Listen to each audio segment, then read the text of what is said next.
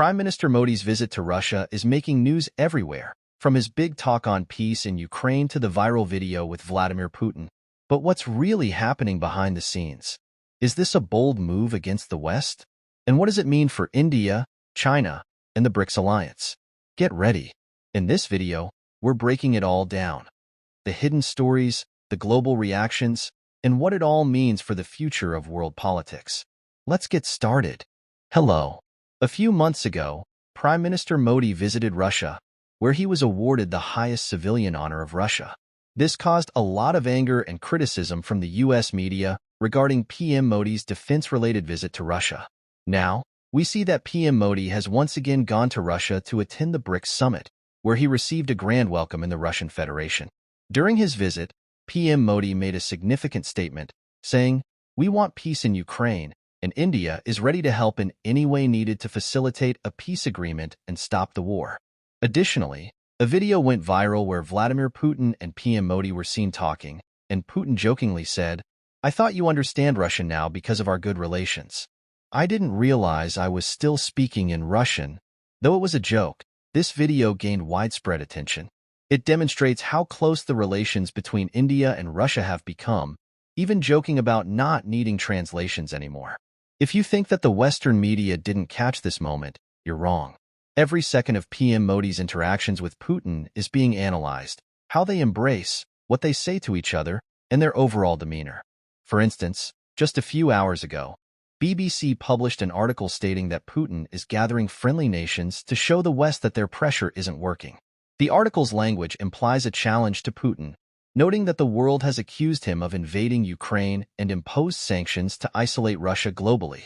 It also highlights that an arrest warrant has been issued against him by the International Criminal Court, preventing him from visiting many countries. So, what is Putin doing in response? He is hosting a grand summit. Not only have all BRICS countries attended, but he has also sent a strong message to both Israel and the U.S. For those unfamiliar with BRICS, they may assume it's just a 5-member group consisting of Brazil, Russia, India, China, and South Africa. However, BRICS now has 9 members, including the UAE, Iran, Ethiopia, and Egypt. Yes, Iran is now a BRICS member, and Putin invited Iran's president to the summit, which was expected since Iran is a BRICS member. Also attending the summit is Antonio Guterres, the Secretary General of the United Nations, who is currently being targeted by Israel and declared persona non grata by them.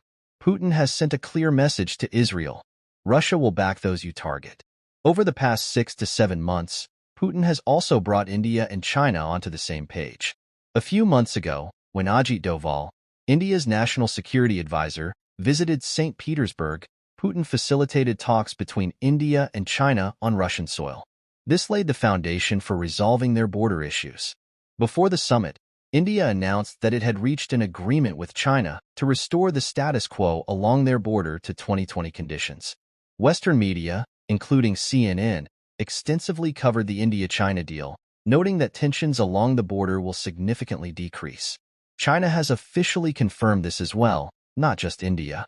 China stated that the next phase is to further strengthen relations with India. You can imagine how bad this news is for Americans. Logically, if you were in the U.S.'s position, you would want India-China tensions to remain high, forcing India to depend on the U.S. and Western countries. But this advantage for the U.S. has been lost. If India-China relations improve in the coming years, India will be in a stronger position to respond to the Western countries and Canada's accusations.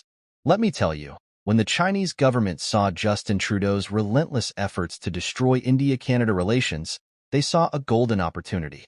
Canada is hosting the next G7 summit, and China recognized that as Western countries pressure India, this is the perfect time to resolve the border issue with India.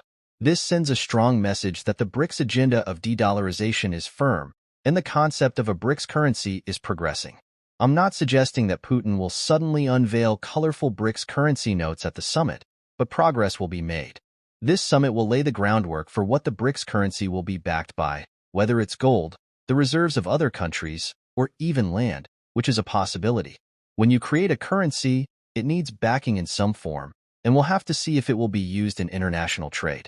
So, this summit has come at a critical time, and it's also a direct response to Canada's blunders. I can imagine the US is very frustrated with Justin Trudeau right now, as he has almost completely destroyed relations with India. In June 2024, Canada had declared India the second-largest foreign threat to its democracy, pushing Russia to third place. Even though the U.S. has accused certain individuals, like Vikas Yadav, of being wanted, President Biden hasn't used the kind of language that Justin Trudeau has. Trudeau has effectively destroyed India-Canada relations, but geopolitical players like Vladimir Putin won't let this blunder go to waste. Expect many significant developments to come out of this summit, and don't be surprised if Canada is mentioned directly or indirectly. I'll keep bringing you updated videos on this topic as more developments emerge. And yes, if you enjoyed the news discussion, don't forget to subscribe to the channel. See you in the next video. Thank you.